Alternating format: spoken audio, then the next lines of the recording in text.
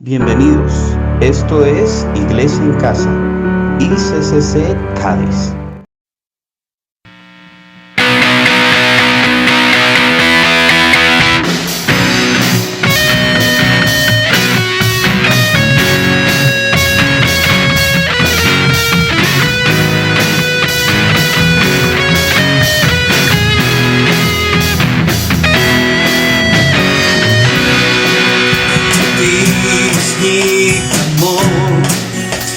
Sin ningún temor, en ti puedo confiar. Bendito Jesús, puedo escuchar voz de sanidad, restaurando mi ser. Bendito Jesús. Mi deseo eres tú, mi momento de amor, la alegría de vivir. Bendito Jesús, eres mi fuente de amor, eres aire y el sol, el latir del corazón. Bendito Jesús, bendito amor de mi Señor.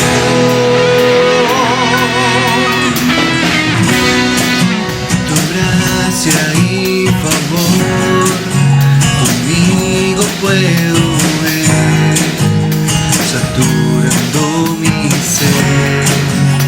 Bendito Jesús, y hoy mi voluntad se rinde a tu verdad, tu amor y tu bondad. Bendito Jesús, yeah. Mi deseo eres tú, mi momento de amor, la alegría de vivir. Bendito Jesús, eres mi fuente de amor, eres aire y el sol, el latir del corazón. Bendito Jesús, bendito amor de mi Señor. Bendito amor de mi Señor.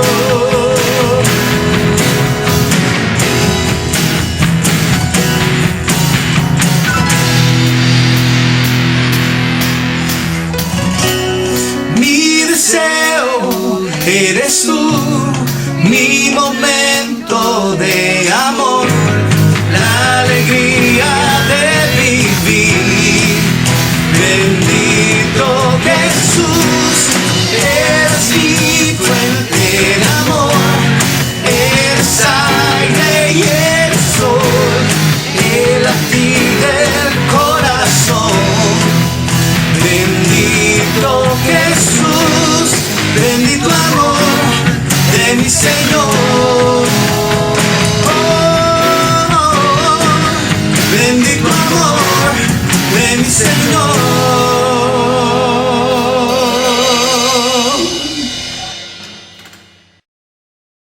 No te desconectes, que ahora vienen los anuncios de la semana ICCC Cádiz. La iglesia no se detiene, por eso anímate a asistir a nuestros grupos de conexión online. Serán tiempos de alimentación y edificación en grupos pequeños donde compartimos como familia ICCC. No te pierdas la oportunidad de continuar conectado. Estos son nuestros grupos de conexión.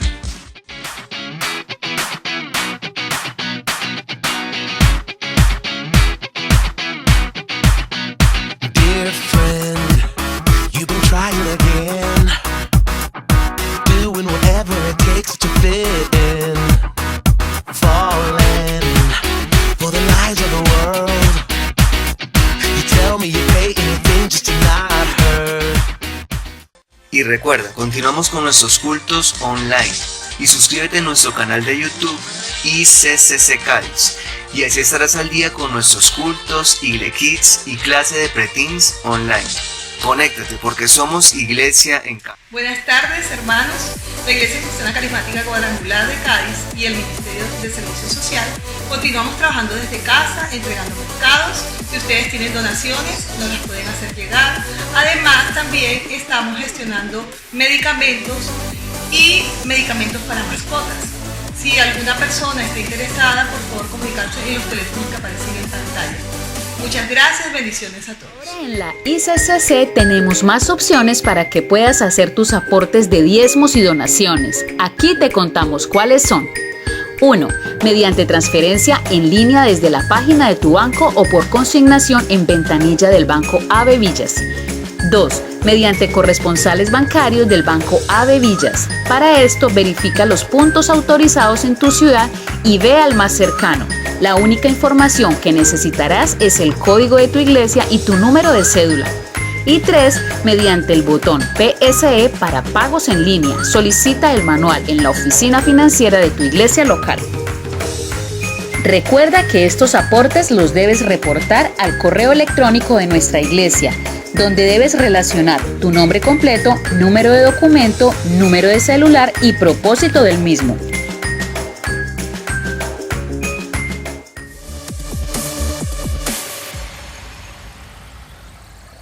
Mis hermanos, reciban un saludo especial, un abrazo en la distancia. Quiero invitarles para que todos los martes a las 6 de la mañana y todos los jueves a las 8 de la mañana estemos conectados a través de la plataforma Jitsi Meet en tiempo de oración especiales. Allí el Señor nos regala su palabra, allí el Señor nos regala su guía, allí el Señor está obrando poderosamente en cada uno de nuestros corazones. Queremos invitar a que más y más de ustedes, junto con sus familias, nos acompañen. Sintoniza de lunes a viernes Mañanas de Misericordia con el pastor John Castellanos a través de nuestro grupo de WhatsApp. Un mensaje de esperanza en esta cuarentena.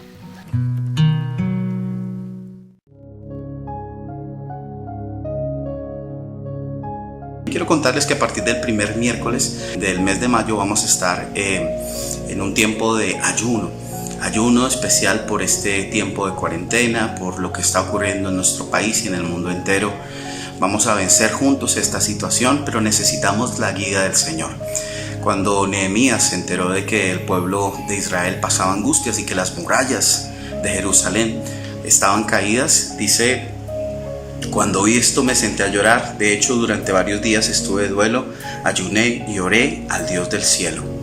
Ayuné y oré al Dios del cielo. Así que nosotros también vamos a proclamar ayuno a partir del primer miércoles de mayo, y queremos que todos ustedes se unan. ¿Cómo lo vamos a hacer? Vamos a hacerlo mediodía. Vamos a dedicar el desayuno y durante toda la mañana de los miércoles hasta nueva orden vamos a estar pidiéndole al Señor que nos revele su voluntad, que nos dé paz, pero que también nos dé una estrategia para poder enfrentar esta situación. Reciban un abrazo muy especial. Dios les bendiga. Bienvenidos. Esto es Iglesia en Casa, ICCC Cádiz.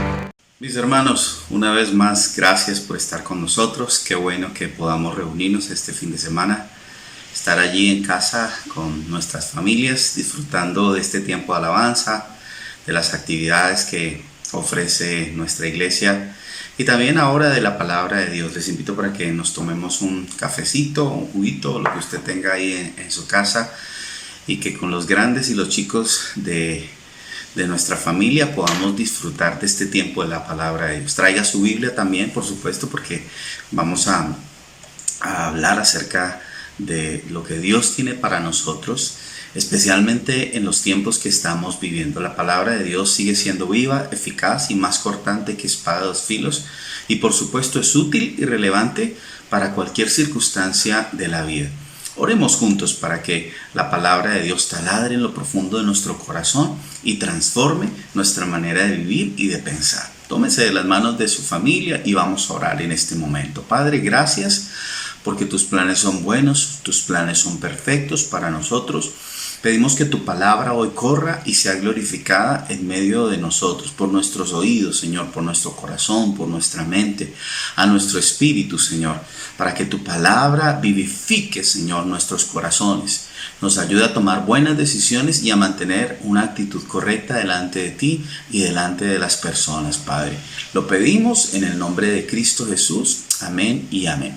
Hace 15 días hablé acerca de la teología del sufrimiento, del dolor, cómo Dios utiliza las circunstancias adversas de la vida para poder bendecir a otros, incluso para hacernos crecer en la fe. Y tomábamos al apóstol Pablo como ejemplo. Sus frases determinaban que nosotros podemos utilizar, o más bien dejar que Dios utilice esas circunstancias de dolor, esas circunstancias de oposición, para que Él se glorifique en nuestras vidas. Y terminé con este versículo, 2 Corintios capítulo 1, versículo 20. Voy a leerlo en 3 versiones diferentes, para que nosotros podamos degustarlo, para que nosotros podamos entender un poco lo que la palabra de Dios nos quiere animar a hacer. Pero además porque me va a servir también como introducción para el tema que durante este fin de semana y los siguientes fines de semana, más o menos 5 fines de semana, voy a estar compartiendo con ustedes. Así que 2 Corintios capítulo 1, versículo 20, en la traducción en el lenguaje actual dice: y todas las promesas que Dios ha hecho se cumplen por medio de Jesucristo. Por eso cuando alabamos a Dios por medio de Jesucristo decimos amén. Todas las promesas de Dios se cumplen por medio de Jesucristo. 2 Corintios 1:20, ahora en la Reina Valera, dice: porque todas las promesas de Dios son en Él sí y en Él amén, por medio de nosotros para la gloria de Dios. Todas las promesas de Dios son en Jesús sí y en Jesús amén, por su sangre, por su sacrificio. Las promesas de Dios pueden estar a nuestro alcance. 2 Corintios capítulo 1 versículo 20, ahora en la palabra de Dios para todos, PDT. Esta es una versión también muy sencilla de entender. Dice: no importa cuántas promesas haya hecho Dios, Cristo siempre ha sido el sí de todas ellas. Por eso, por medio de Jesucristo, cuando alabamos a Dios, decimos así sea. Las promesas de Dios, mis hermanos, las promesas de Dios que están consignadas en su palabra. Dicen algunos que hay 4,000, otros dicen que hay 8,000. Bueno, la palabra de Dios en sí misma es la promesa de Dios, la promesa de salvación. Pero en ellas están contenidas promesas para los momentos difíciles de la vida. Lo dice también el apóstol Pedro en 2 de Pedro, capítulo 1, versículos 3 al 4. Dice, el título que yo tengo acá es Crecer en la Fe. Dice: mediante su divino poder, Dios nos ha dado todo lo que necesitamos para llevar una vida de rectitud. Todo esto lo recibimos al llegar a conocer a aquel que nos llamó por medio de su maravillosa gloria y excelencia, y debido a su gloria y excelencia nos ha dado grandes y preciosas promesas. Dígalo conmigo: grandes y preciosas promesas. Estas promesas hacen posible que ustedes y yo, sus familias y mi familia, participemos de la naturaleza divina, es decir, que podamos desde esta naturaleza humana poder experimentar la naturaleza de Dios. No que seamos como Dios, pero sí que experimentemos su gracia, su poder, su gloria, lo sobrenatural de Dios en esta vida terrenal, y escapen de la corrupción del mundo causada por los deseos humanos. Veamos entonces una definición de promesa. Las promesas de Dios son una garantía que Él da a su pueblo para que puedan caminar por fe mientras esperan que Él obre. Garantía, es su firma diciendo: esto se va a cumplir sí o sí, porque yo lo he dicho. Para graficarlo de mejor manera, déjeme contarles esta historia. Dice: recuerdo cuando era un niño, mi papá me avisaba que al día siguiente iríamos a pescar, cazar o algún otro tipo de aventura. Durante toda la noche anterior me costaba conciliar el sueño porque imaginaba las grandes cosas que haríamos al día siguiente. Mi papá era un hombre de palabra, y al escuchar su promesa yo sabía sin duda que iba a cumplir con lo que me había dicho. Una promesa de alguien confiable lleva en sí el poder para transformar la mente y la actitud de una persona y encender la llama de esperanza donde antes existía solamente depresión, temor y preocupación. Podría tratarse de una promesa por un nuevo trabajo, un mejor sueldo, una nueva casa o el galardón por un trabajo bien hecho. Sin embargo, una promesa solamente tiene valor si quien promete es una persona íntegra. Repito nuevamente, una promesa tiene valor solamente si quien promete es una persona íntegra. La promesa de un mentiroso es como el viento que llega y desaparece. ¿Cuántas veces nos han hecho promesas? A veces nuestros padres, a veces una persona a la que queremos mucho, a veces alguien con quien tenemos una relación sentimental, a veces el esposo o la esposa, a veces un padre o un hijo. Promesas que no se cumplieron, que se hicieron como el viento, las palabras que se lleva el viento. Y tal vez eso nos predispuso para no confiar en Dios también. Y cuando Dios promete, tal vez pensamos que hay una trampa o que no aplica para nosotros. Pero aquí quien promete es la clave. Quien promete es íntegro. El que promete es Dios. En el universo no existe nadie más confiable que Dios. Desde el principio, Dios ha hecho su obra a través de sus palabras y ha declarado que su palabra es eterna y no puede fallar.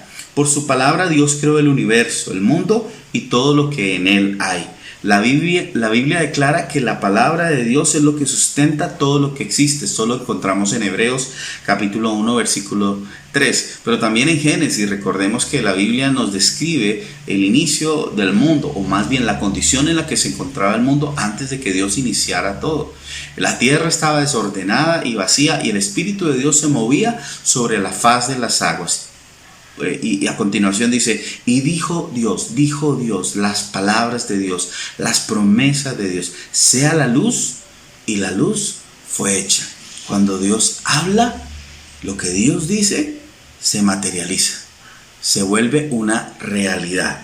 Así que, bueno, me propongo durante estos próximos fines de semana, 5 incluyendo este en el cual les estoy predicando, darles 5 promesas de Dios para tiempos difíciles. Ese es el nombre del mensaje de hoy y de las siguientes semanas, como les acabo de decir.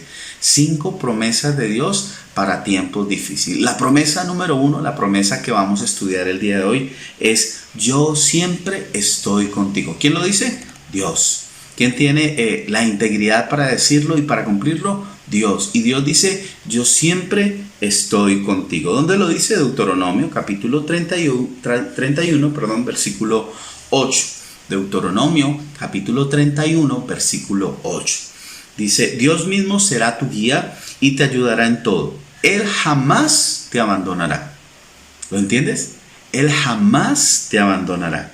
Echa fuera el miedo y la cobardía. Estas son las palabras de Moisés, obviamente inspirado por el Señor a Josué.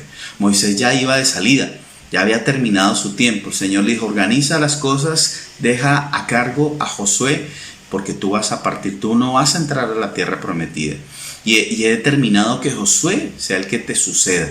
Ahora, era bastante complicado porque ocupar los zapatos de Moisés después de 40 años de ministerio, de 40 años de estar soportando a esta gente de cabeza dura, de dura cerviz, no era nada sencillo.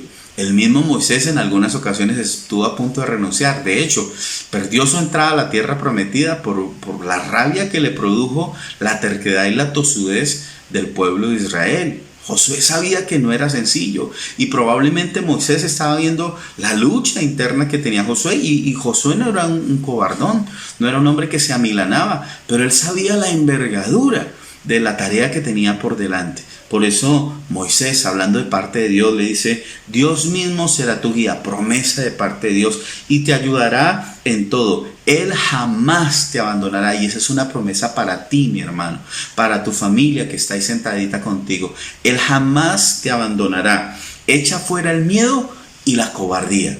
Amén. ¿Tú lo crees? En esta mañana, en esta tarde, en esta noche, cuando sea que estés viendo este mensaje, yo lo creo, mi hermano. Y yo quiero que juntos creamos en esta preciosa promesa de Dios. Josué era un hombre en transición, así como nosotros también estamos en transición en este momento. Estamos en la transición de la cuarentena, estamos en la transición de la reactivación de la economía, estamos en la transición de que tal vez no están entrando todos los recursos que necesitamos o que estábamos acostumbrados a recibir. Estamos en la transición de decisiones por tomar, pero aún en estas transiciones, en tiempos difíciles, Dios promete: yo estaré contigo, siempre en su presencia. Es lo que describe esta esta promesa, que estaremos siempre en su presencia. Ese Dios está conmigo incluye más que la omnipresencia divina. Omnipresencia es que Dios está en todas partes, es una de sus cualidades. Está en todo lugar. ¿Cómo te lo puedo explicar? La verdad no podría explicártelo porque rebasa, va más allá de mi capacidad de poder decírtelo. Creo que ningún ser humano puede explicar que Dios está en todas partes. Sí, Dios está en todas partes, por tanto está donde estamos nosotros en el sentido más fiel. Podríamos decir entonces, Dios no está en nuestra presencia, sino nosotros estamos en la suya. Para Dios la distancia no supone ninguna diferencia. No es que solamente Dios esté, claro, Él está en todos lados, pero no está como un participante inactivo, como un espectador que no interviene. No, nosotros estamos en su presencia. Y su presencia se manifiesta para cuidarnos. A veces no la vemos, a veces no la escuchamos, a veces no la podemos palpar y por eso dudamos de que sus promesas sean reales. Pero Él está allí, su presencia se manifiesta. Los israelitas le llamaban a eso la Shekinah de Dios, la presencia, el peso de la gloria de Dios. Ellos literalmente sentían que los aplastaba allí cuando se reunían en el templo, cuando se reunían en el tabernáculo. La presencia gloriosa de Dios, mi hermano, aunque no la sientas, Él está contigo, ahí en tu casa. Aunque las circunstancias se hayan amontonado como se amontonan a veces los residuos cuando no tenemos para pagarlos, el Señor está contigo, sin lugar a dudas. ¿Qué se le opone a esta promesa de parte de Dios? ¿Qué se opone en nuestro corazón? Podríamos decir entonces que la respuesta a la promesa de Dios es: Señor, voy a confiar en ti, no voy a temer. Lo contrario, el antagonismo sería: voy a dejar que el temor, que el miedo gobierne y corone mi vida. ¿No es cierto? El temor es el enemigo a vencer. El miedo es el enemigo a vencer. ¿Tenemos miedo de qué? Tenemos miedo de perder a las personas, tenemos miedo de perder nuestros bienes, tenemos miedo de perder nuestra posición social, tenemos miedo del dolor y la manipulación del sistema médico, ¿no es cierto? ¿Quién quiere enfermarse en estos días? ¿Quién quiere enfermarse incluso si no hubiese COVID-19, cuando sabemos que el sistema de salud de nuestro país no es el más adecuado? Cuando a veces vamos donde médicos que no son muy humanos y nos tratan con la punta del pie, cuando sabemos que los tratamientos pueden ser tremendamente costosos o dolorosos y no estamos dispuestos a pasar por esa circunstancia. Eso puede producirnos realmente mucho miedo. Tenemos miedo, por supuesto, al dolor emocional, ¿sí? A que nos decepcionen, a que nos fallen. Nos cuesta trabajo y nos desafía nuestra mente llegar a pensar en esta situación, aunque solamente sea una suposición, una hipótesis. Tenemos miedo al sufrimiento personal. ¿Qué quiere decir esto? No estoy a gusto conmigo mismo, no estoy a gusto con la persona que soy. Debería haber sido esto y lo otro, y nunca estamos conformes. Si ponemos la palabra miedo en internet como búsqueda, aparecerán algunas de estas opciones. Présteme atención, por favor. Acrofobia, miedo a las alturas, temor a las alturas. Aquafobia, miedo al agua. Agorafobia, miedo a los lugares abiertos o públicos. Antopofobia, miedo a las personas. Astrofobia, miedo al trueno y al rayo. En estos días que está cayendo agüita en nuestra ciudad de Ibagué y con algunas tormentas eléctricas, a algunas personas esto les puede producir un miedo incluso irracional. Batmofobia, no es el miedo a Batman, es el miedo a las escaleras o los lugares empinados. Claustrofobia, miedo a los lugares cerrados. Nicrofobia, miedo a la oscuridad. Y podemos seguir describiendo muchos más. Está casi todo el alfabeto con fobias con fobias de distinto origen, de distinta clase. Los seres humanos tenemos algo en común: tenemos miedo. Y algunos de nosotros hemos sido gobernados por ese miedo. ¿Cómo lo vencemos? Este es el enemigo a vencer. Las escrituras identifican la emoción aplastante del temor casi 1000 veces. Las escrituras, la palabra de Dios. Veamos algunos ejemplos de personajes bíblicos. El primero, Abraham. Abraham temió la ausencia de un heredero varón. Y Dios le dijo, en Génesis 15, versículo 1.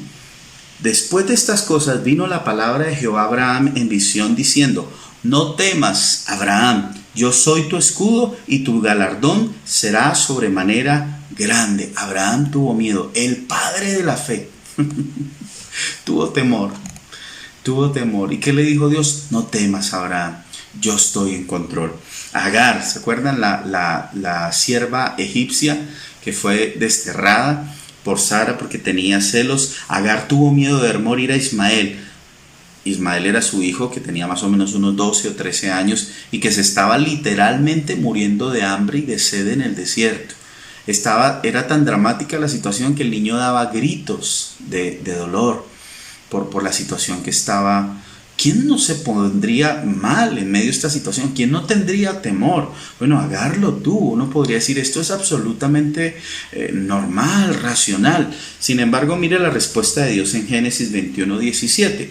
Dice, oyó Dios la voz del muchacho y el ángel de Dios llamó a Agar desde el cielo y le dijo, ¿qué tienes, Agar? No temas, otra vez, no temas, porque Dios ha oído la voz del muchacho ahí donde está. ¿Cuántos hemos tenido que lidiar con la enfermedad de nuestros hijos, que lidiar con el dolor, con el grito de un familiar que está sufriendo una penosa enfermedad? Y el Señor sigue diciendo, como le dijo a Agar, no temas, yo estoy contigo, yo escucho esos gritos de dolor y no soy indiferente, dice el Señor. También tenemos a los israelitas. Los israelitas estaban aterrados al verse acorralados por el ejército de Egipto. El faraón los deja salir, ellos corren hacia la libertad, pero en un momento determinado se encuentran con el mar como un obstáculo natural y no pueden pasar. Y cuando vuelven hacia atrás se dan cuenta que viene todo el ejército del faraón con sus carros y sus caballos y vienen a aniquilarlos completamente. ¿Quién no podría experimentar? ¿Quién no experimentaría miedo? Pero Éxodo 14:13 dice Moisés, hablando de parte de Dios, Moisés respondió al pueblo, no temáis, estad firmes y ved la salvación que Jehová os dará hoy, porque los egipcios que hoy habéis visto no los volveréis a ver nunca más. Pregunto, ¿se cumplió eso? Claro, los israelitas no lo sabían en ese momento, pero es una promesa de Dios. Tal vez se cumplió 1, 2, 3 horas después que cruzaron al otro lado y que el ejército egipcio se ahogó en el mar.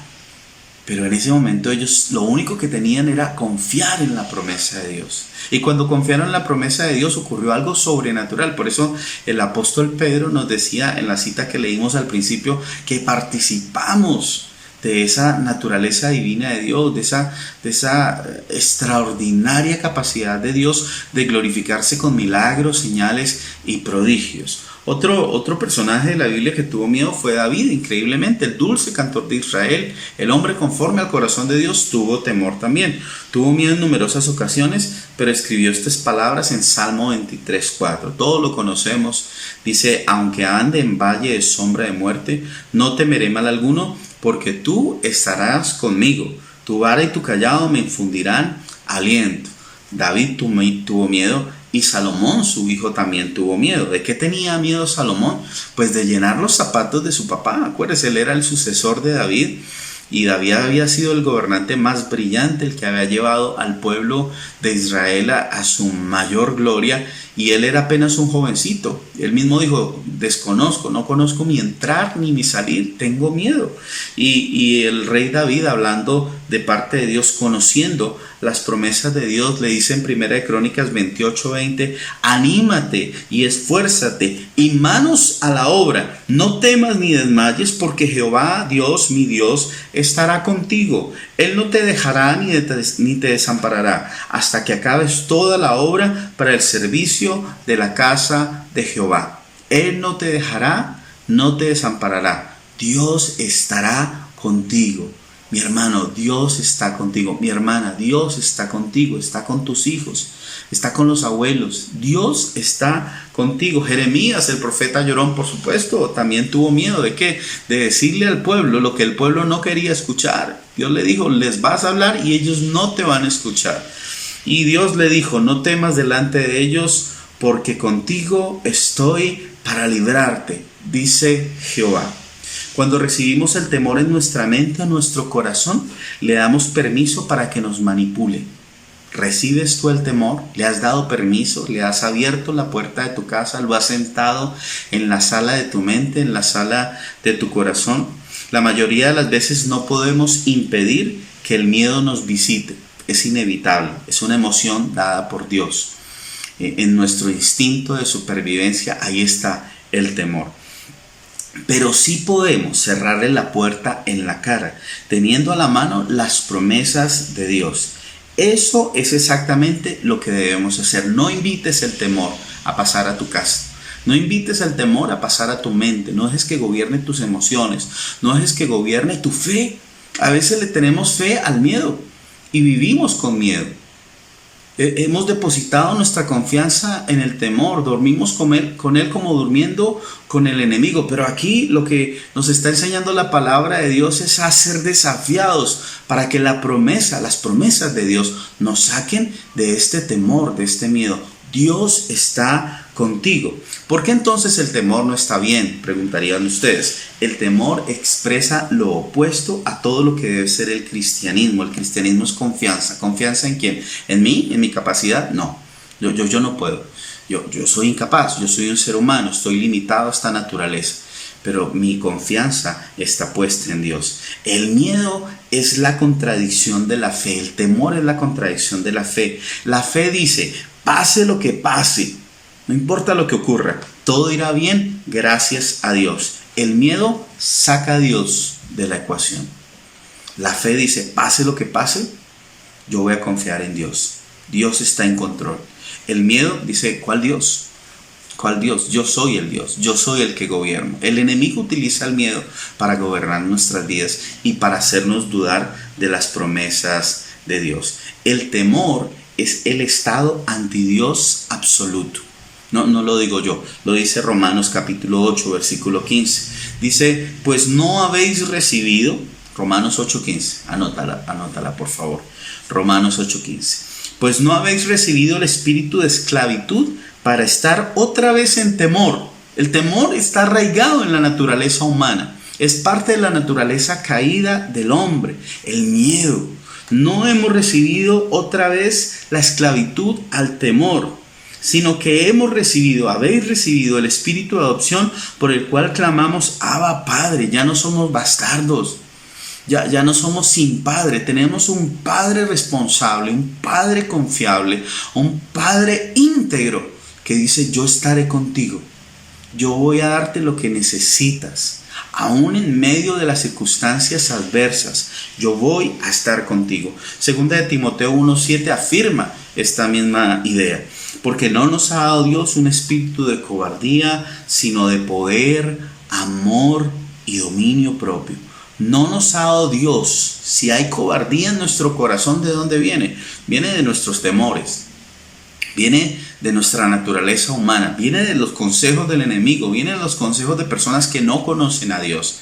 Pero de Dios viene un espíritu de poder, amor y dominio propio. Por eso debemos decir en esta tarde, en esta mañana, en esta noche, no temeré, Dios está conmigo. A ver, dígalo, no temeré, Dios está conmigo. Ahora, algunos pueden preguntarse, ¿en realidad Dios está con todos? Sin excepción. Bueno, Dios nos ama a todos, sin lugar a dudas. Jesús murió para que todos recibiéramos salvación, pero ciertamente la Biblia afirma que Dios no está con todos. Veamos algunas excepciones que nos muestra la palabra de Dios. Por ejemplo, Dios no está con los orgullosos.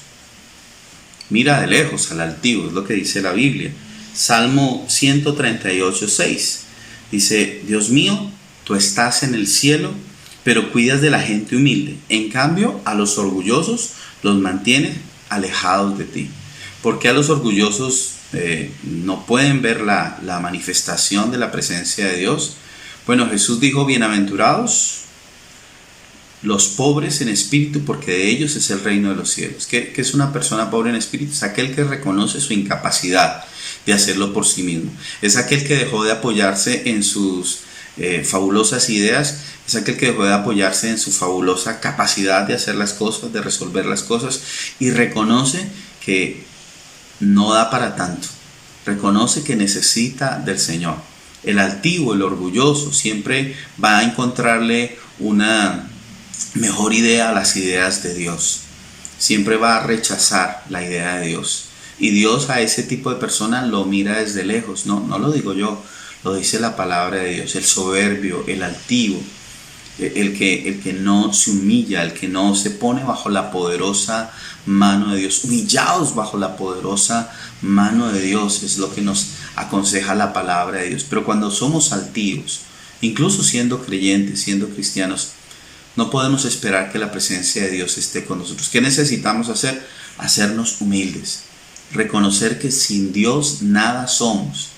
Sin Dios estamos lejos de poder superar cualquier circunstancia de la vida, por brillantes que seamos, por tiempo que llevemos en una iglesia, por tiempo que llevemos practicando una religión. Si no lo conocemos a Él, si no confiamos en Él, vana es nuestra fe.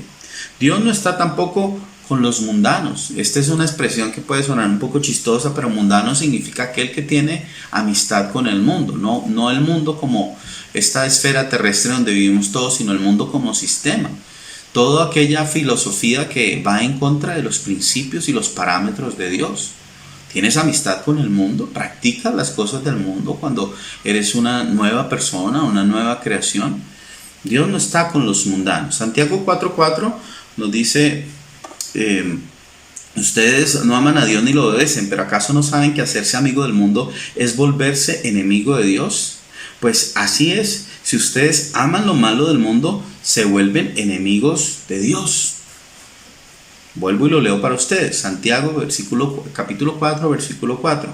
Ustedes no aman a Dios ni lo obedecen, pero ¿acaso no saben que hacerse amigo del mundo es volverse enemigo de Dios? Pues así es, si ustedes aman lo malo del mundo, se vuelven enemigos de Dios. No espere una persona que ama las cosas del mundo ser amigo de Dios y que Dios esté con él. Es así de claro, mis hermanos. Siguiente, Dios no está con los rebeldes ni con los violentos. Escuche, rebeldes y violentos. ¿Dónde dice eso, pastor? Isaías capítulo 1, versículos 5 y 6 y luego el versículo 15. Leamos primero los versículos 5 y 6. Dice el Señor: han sido tan rebeldes y los he castigado tanto que ya no les queda un lugar sano de pies a cabeza. Están cubiertos de heridas, nadie se las ha curado ni vendado, ni les han calmado los dolores con aceite. Se han quedado sin fuerzas. Y el versículo 15 dice: ustedes oran mucho y al orar levantan las manos, pero yo no les veo ni los escucho. ¡Qué tremendo! El Señor dice: ustedes oran mucho y ayunan y buscan, pero yo no los veo ni los escucho. La razón: han matado a tanta gente que las manos que levantan están manchadas de sangre. Han matado tanta gente que las manos que levantan están manchadas de sangre. Entonces aquí encontramos gente rebelde, gente testaruda, como lo era el pueblo de Israel. ¿Qué es una persona rebelde? Pues una persona rebelde es aquella que no sabe seguir instrucciones. Que Dios les dice es a la derecha y ellos siempre tienen una mejor idea y quieren ir a la izquierda o a cualquier otro lado. Duros de cerviz, tercos, testarudos. Es muy difícil tratar con estas personas y Dios no se cansa. Gracias a Dios que Él no se cansa, Él sigue insistiendo. Pero no espere una persona que practica la rebeldía que Dios esté con ellos. Tampoco una persona violenta. Mis hermanos, en estos días en que hemos estado guardaditos en nuestras casas, se han presentado manifestaciones de violencia al interior de los hogares. Ojalá en nuestros hogares no hayan incurrido en este tipo de conductas, pero ha habido violencia, tal vez no de matar a alguien, pero la Biblia dice que incluso hablar fuerte contra una persona, lo dice el Señor Jesús, llamarle fatuo, llamarle necio a nuestro hermano es como asesinar, y tal vez ha habido insultos entre nosotros. ¿Cómo esperas que Dios esté en medio de ti si tú mismo estás causando división en tu casa, división entre tus hermanos? ¿Cómo esperas que Dios esté contigo si ni siquiera puedes ponerte de acuerdo con tu hermano? Vamos a hacer la generación de la reconciliación.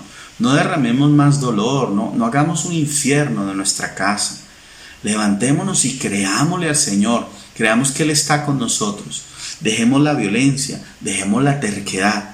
Y busquemos a Dios con todo nuestro corazón. Salmo 95, versículos 7 al 8, dice: pertenecemos a Dios, Nosotros somos su pueblo.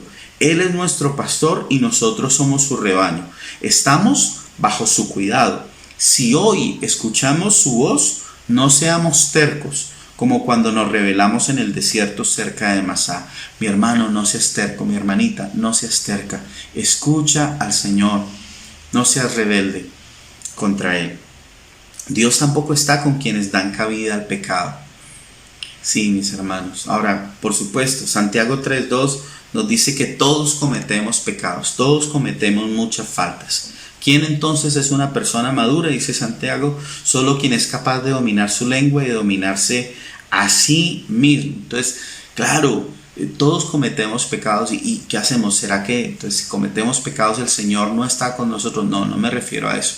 Me refiero a quitarle la importancia al pecado, al acostumbrarnos al pecado, al hacerlo como un deporte, al no sentir absolutamente ningún tipo de culpa, ningún tipo de remordimiento, decir, bueno, no es tan grave esto que estoy haciendo.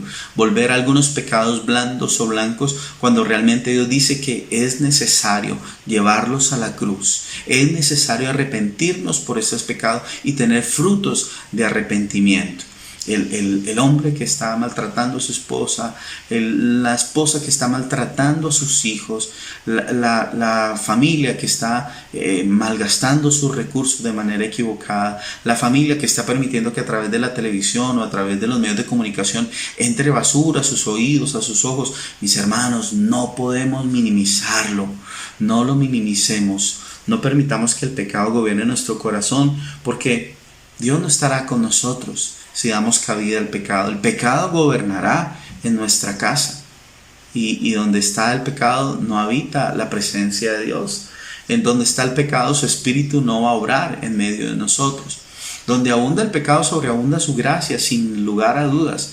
Pero obviamente no vamos a tener toda la exposición, toda la presencia manifiesta de Dios en medio de nosotros. No demos cabida al pecado. Salmo 66:18 nos aclara mucho más la idea. Dice, si en mi corazón hubiere yo mirado a la maldad, el Señor no me habría escuchado.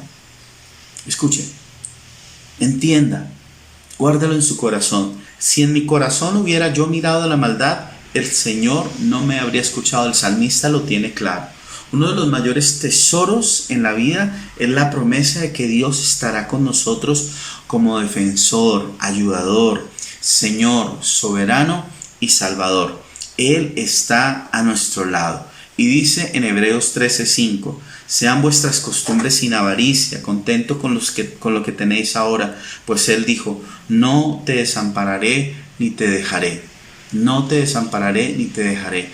Si hay alguno de los que me está escuchando en este momento y que está incurriendo en algunas de estas conductas, mi intención no es condenarte, mi hermano, mi intención, mi hermana, mi querida familia, mi intención es animarte para que dejemos estas prácticas. ¿Cómo las dejamos? Vamos a la presencia de Dios y decimos, Señor, perdóname porque he sido un hombre, una mujer violento, he sido un hombre, una mujer terco. Perdóname, Señor, porque he sido orgulloso, he sido soberbio delante de ti, mis ojos son altivos, mi corazón es un corazón altivo que no quiere cambiar. Tal vez tú tengas que decir, soy mundano y necesito, Señor, reconciliarme contigo. No quiero ser amigo del mundo, quiero ser tu amigo, Señor, y tener intimidad contigo. Así que tú puedes venir hoy al trono de la gracia porque la promesa sigue siendo para ti. Nunca te dejaré quiere decir que siempre estará allí. Nunca te desampararé, que siempre actuará en beneficio de nosotros. No se limita a estar por allí con los brazos cruzados. Dios obra a nuestro favor incluso cuando no lo vemos. Permítame darle algunas pruebas de esto. Dios está con nosotros. Prueba, entregó a su Hijo. ¿Dónde dice eso, pastor? Lo dice en Romanos capítulo 8, versículos 31 al 32. Lo leo para ustedes. Dice, ¿qué pues diremos a esto? Si Dios es por nosotros, ¿quién contra nosotros? El que no escatimó ni a su propio Hijo, sino que lo entregó por todos nosotros, ¿cómo no nos dará también con Él todas las cosas? Hermano, qué preciosa palabra. El Señor ya hizo todo por nosotros y lo hizo para estar con nosotros. Y la garantía es que entregó a su precioso Hijo, el único Hijo, el Cordero de Dios, sin mancha ni defecto, el Cordero de Dios que quita todo pecado en nuestras vidas y que compró con su sangre, con su sacrificio, nuestra salvación. Es el sello, es la firma de Dios para decirnos: mi promesa de estar contigo la firmo con entregar a mi Hijo. ¡Qué maravilloso! 2. Dios está con nosotros. Prueba, nos defiende. Nos defiende, mis hermanos. Romanos capítulo 8, versículos 33 al 34. ¿Quién acusará a los escogidos de Dios? ¿Quién es el que se justifica? ¿Quién es el que condenará? Cristo es el que murió, más aún el que también resucitó, el que además está a la diestra de Dios, el que también intercede por nosotros. El enemigo nos acusa, el enemigo habla de nosotros, a veces habla cosas que son ciertas, pero nos acusa delante de Dios, y Jesús nos defiende.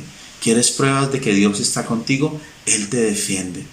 Y incluso cuando somos culpables nos defiende, justifica a través de la sangre de Jesús, no porque seamos inocentes, sino porque a través de la sangre de Jesús tenemos redención, y Él nos defiende frente a nuestros acusadores.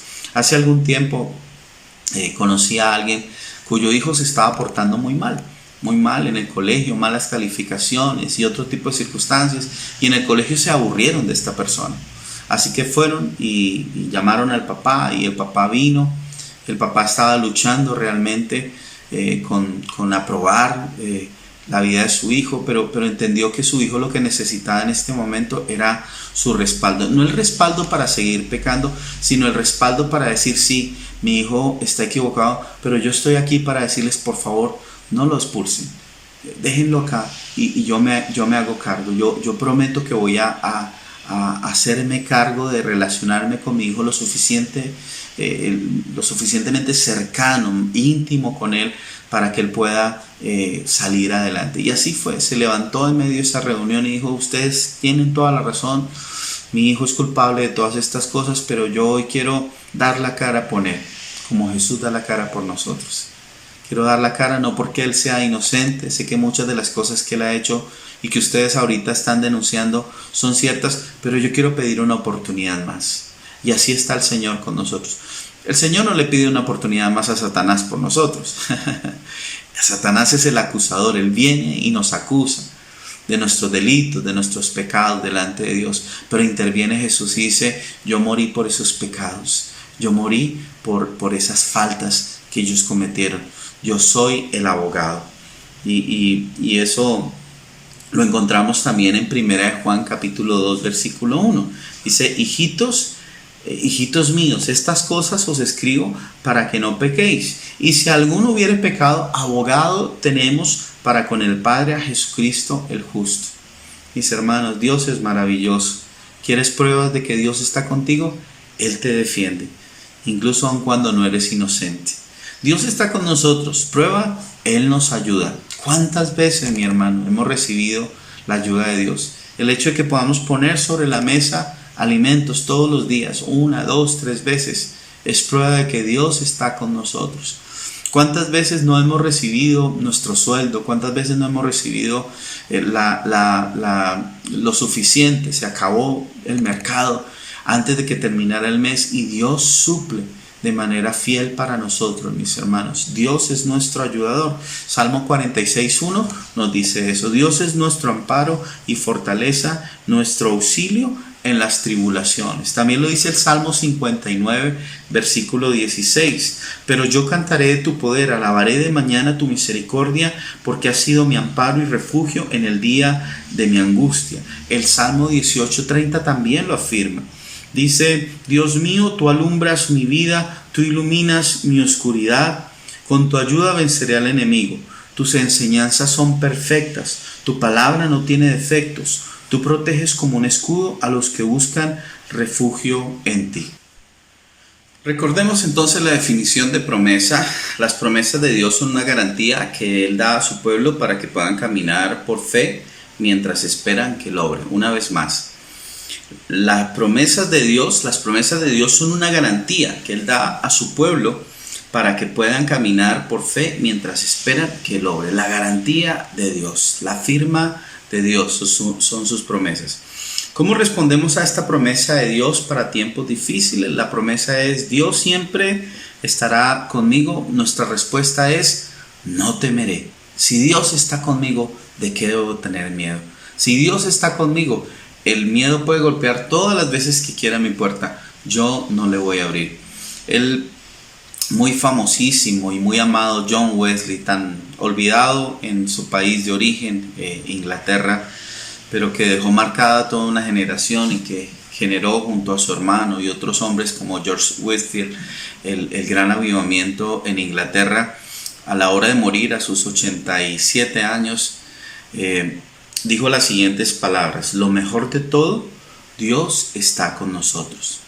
En esa época, cuando las personas morían, generalmente se convocaba a todas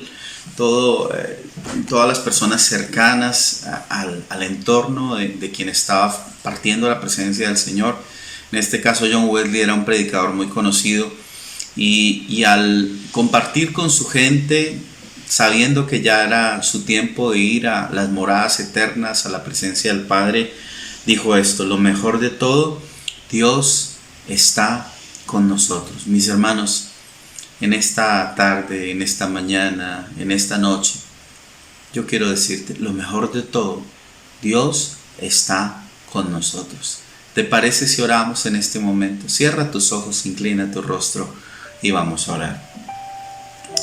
Padre, todos aquellos que necesitamos renovar diariamente nuestra confianza y nuestra fe en ti, te rogamos que nos ayudes a apropiarnos de tu promesa de que nunca nos dejarás ni nos desampararás. Ayúdanos a hablar y a vivir sin miedo, porque somos conscientes de estar en tu presencia. Señor, tú estás con nosotros, oras por nosotros, no estamos solos. ¿Hay alguna garantía mayor que no deba temer? Tu promesa permanece expresada una y otra vez en tu palabra y has satisfecho a tus seguidores durante miles de años. Tú estás conmigo. Guardo esta verdad en mi corazón ahora mismo. Que la conciencia de que confiar en ti es mi reto, mi prueba y mi carga me fortalezca y me sustente hoy por el poder de tu nombre. Amén y amén. Amén, mis hermanos. Amén. Es en el nombre de Jesús que lo declaramos, en su perfecto nombre. Para que este mensaje sea práctico para ti y para tu familia, yo quisiera que anotaras estas preguntas y que durante la semana en tu tiempo devocional puedas responderla con la guía del Espíritu Santo y por supuesto de la preciosa palabra de Dios. Primera pregunta: ¿de qué manera lucho contra el temor? ¿De qué manera luchas contra el temor? Número 2, ¿qué es el temor? Miedo, no temor como respeto, sino temor como miedo, esa reacción emocional que toma control de nuestra mente, de nuestro corazón. ¿Qué puede hacer Dios respecto a las cosas que temo? Es una buena pregunta. ¿Qué puede hacer Dios respecto a este temor que se ha arraigado en mi corazón? ¿Será ese el motivo por el que en ocasiones me siento tan lejos de Dios, es decir, el temor, cuando más lo necesito? Porque no creo que Él pueda arreglar lo que me produce el temor. ¿Será por eso que me siento lejos de Dios? Porque creo dentro de mí, es una convicción interna, un pacto interno que he hecho, de que esto es un asunto en el cual Dios no quiere intervenir o no puede intervenir. Dios no es suficientemente poderoso o no está tan interesado en mí como para arreglar este asunto en mi vida. Siguiente pregunta: ¿de qué manera juego al y si en mi mente? ¿Y si pasara aquello? ¿Y si pasara esto otro? ¿Y si pierdo el trabajo? ¿Y si esta persona me abandona? ¿Y si ya no me quieren? ¿Y si ya no tengo buena salud? ¿Y si me muero? ¿De qué manera estás jugando con eso en tu mente y en tu corazón? ¿Es el temor un factor que influye tus decisiones? ¿Es el temor un factor que influye en mis decisiones? ¿Es todo esto demasiado difícil para Dios? Esta situación que estoy viendo es demasiado difícil para Dios. ¿Se salió de control esta situación? Josué capítulo 1 versículo 9 dice: mira que te mando que te esfuerces y seas valiente.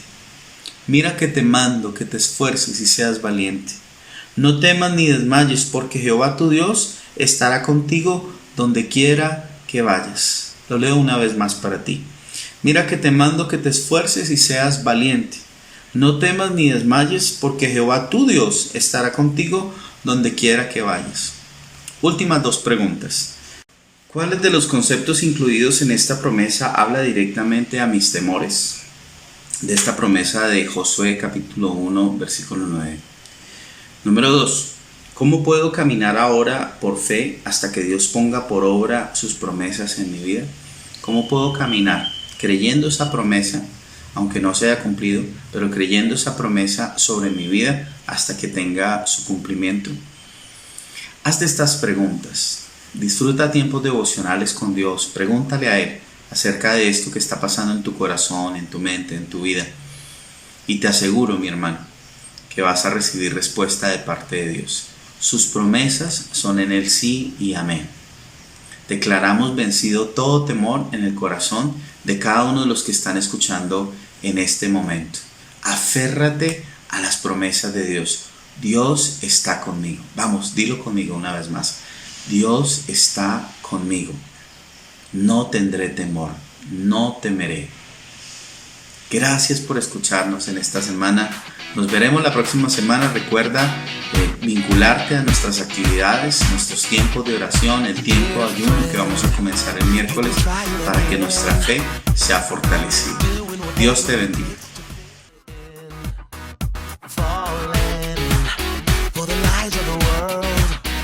ICC Cádiz, somos la familia Laguna Flores y somos Iglesia en Casa.